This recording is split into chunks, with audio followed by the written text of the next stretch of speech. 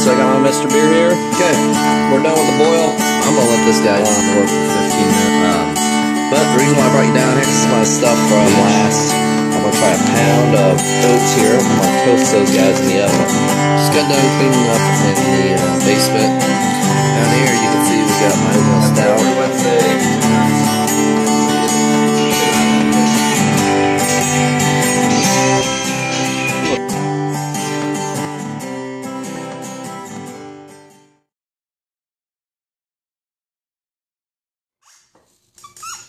Hey guys, happy Homebrew Wednesday.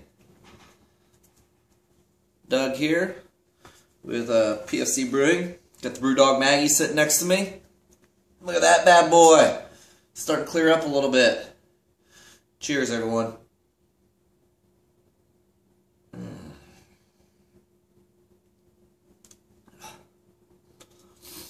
Hoppy, hoppy, hoppy. These Falconer Flight hops are really nice. So you can see I'm out in the garage, and as many of you know, I have two videos out thus far on my new brew build. One of them is just the overall how I was going to do things, and the other one is my HLT, which is sitting right over here. So I appreciate all the comments that you guys left on all those.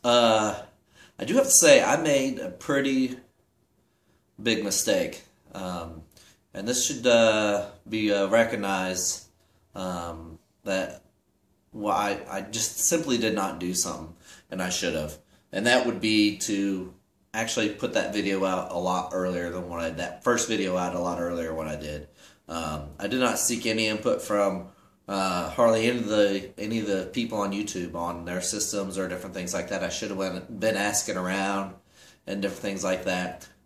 So if anybody is doing a build, feel free to ask any questions, anything that may have worked or may have not worked, different things like that, or if anybody has any advice. I was getting a lot of great advice from a lot of different people. I know Mr. Sparty chimed in, Tony Yates chimed in, Kyle and Brian, I think Mike, Kyle, and Brian is their name. They chimed in. They got the huge build. So they all chimed in with some help. Needless to say, at least I was able to, I didn't take their advice really, but I did what they said on most of their stuff.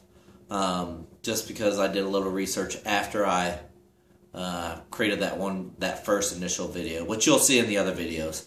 Like for example, my boil kettle here, instead of putting that way up here like I was going to, I put it way down here where the just less than 5 gallon mark is, so I don't get any hot side aeration or different things like that on there. So I lucked out, but just as a tip, always ask. I'm pretty sure that everybody be willing to share their system with you. Create a video on how their system works just to show you. I know Colorado Fly Fisherman, he did that for me with the mash tun a long while back. So, you know what? Take advantage of this great community you have. Cheers. Okay, so what's been going on other than the build? I should mention too that Friday I'll release the video on my mash tun, and Monday I'll be releasing the video on my boil kettle back here. So hopefully I'll have some video of me using it. We'll see. But I did take some video of me getting the brown ale siphoned over into secondaries because I needed some open vessels for brew day. So check that out real quick.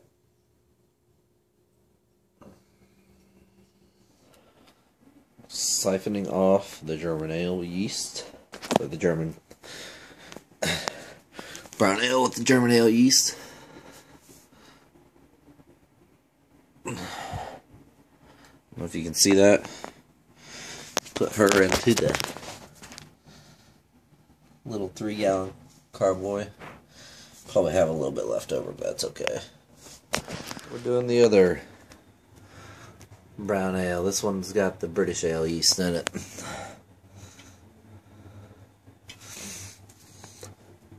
It's the first guy. Oh, my water's so hard. I got problems keeping that outside that carboy clean. This is the next guy. And I believe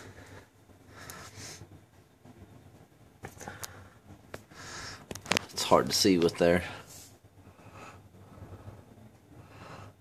That guy came out at 10:22, so a little bit higher than what I wanted, but that's okay. Also,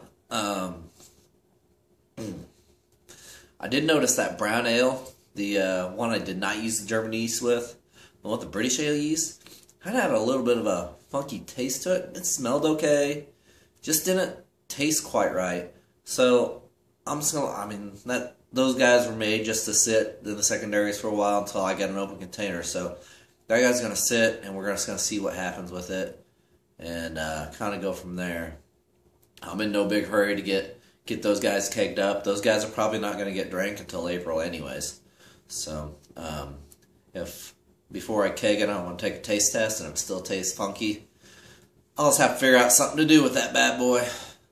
Maybe I'll take a tip from Dan ABA and maybe get a sour going. I've never tasted a sour beer, so I don't know if I'd like that or not, but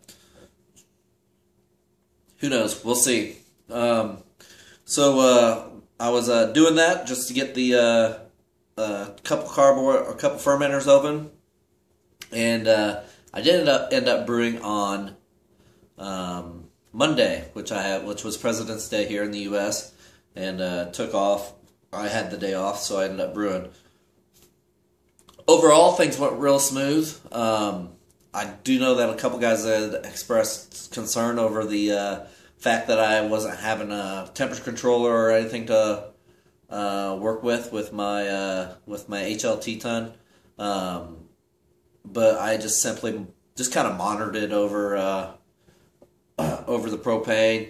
Yes, it did creep up a little bit. I wasn't really steady the whole time, so I don't know. Maybe in the future, if it becomes that big of a pain in the butt, I'll probably end up getting some electric put in there, so that way I can use the electric for that. But all in all, the brew day went real well. I was impressed with the cool down time. It took me like 8 minutes to cool that down with that whirlpool going on. That worked out real well for that. So, the only thing I did mess up on is in the past with my mash kettle, I used this guy and I got some marks on there to tell me how much wort I had. And me being the smart guy that I am, I tell you, I forgot to make a measuring stick for that to measure out where I was on this. So I did fall a little short on my total volume, which kind of sucks, but I guess I'll just come out with a little high ABV beer. That's just the way it goes. So I did do some measurements while I was cleaning up, while I was pouring hot water in there. I did take some measurements, and I got a stick made up. So the only thing is I gotta just fine tune it and cut it down a little bit better. So if you get a new system, definitely take your measurements like they should be. That was one thing I did mess up on, but you'll have it. Okay. So what's on tap? Just got those videos coming out. Just nothing really too much in terms of brewing. I need to bottle some stuff. I just need to really focus on bottling since I got all the rest of this done. Just need to focus on doing the bottling and getting those kegs open so I can get the IPAs siphoned over and different things like that. Other than that, I don't have any other big brew days planned. I'll probably do one in March. Need to figure out something to do for the SJ Pour experiment. I got an idea of what I want to do, but I don't know. The one that I want to do as my brew house beer just a plain Jane brown ale. But I got maybe a little tweak I can do on that guy.